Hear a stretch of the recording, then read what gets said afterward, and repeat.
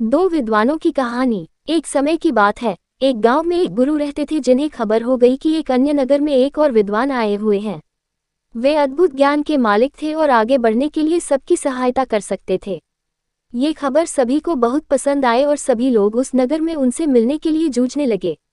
इन दो विद्वानों की राजा को पता चलते ही वहां का राजा उनसे बात करने के लिए अपने दरबार में बुला ले आए।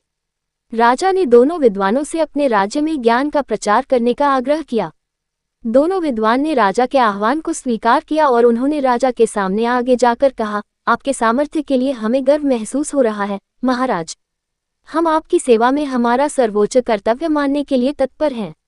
राजा ने खुशी से भरे होठों से कहा, तुम्हारी सामान्य भाषा में जनता को समझाओ। पहले विद्वान मुस्कुराते हुए बोले, अच्छा महाराज, हम आपके राज्य के राजा और प्रजा के बीच बातचीत को सुगम बना सकते हैं। राजा ने आश्चर्यचकित होते हुए कहा, मुझे बिल्कुल आश्चर्य हो रहा है कि तुम कैसे कर सकते हो। ये तो मेरे लिए। दूसरे विद्वान ने मुस्कुराते हुए कहा, महाराज, हम आपके राज्य के लोगों को सामग्री के बिना खाने का ज्ञान दे सकते हैं।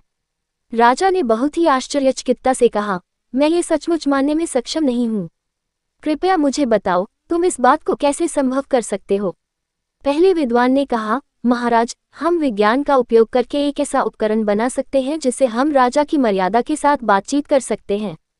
यह उपकरण हमारे बहुत सारे प्रयोगों को सुलभ बना सकता है और आपके ग्रामीणों के बीच सामर्थ्य का निर्माण कर सकता है। दूसरे विद्वान ने कहा, महाराज, हम खाना खाने की जरूरत के बिना एक ऐसा प्रयोग बना सकते हैं जिससे खाने की जगह नहीं होती है।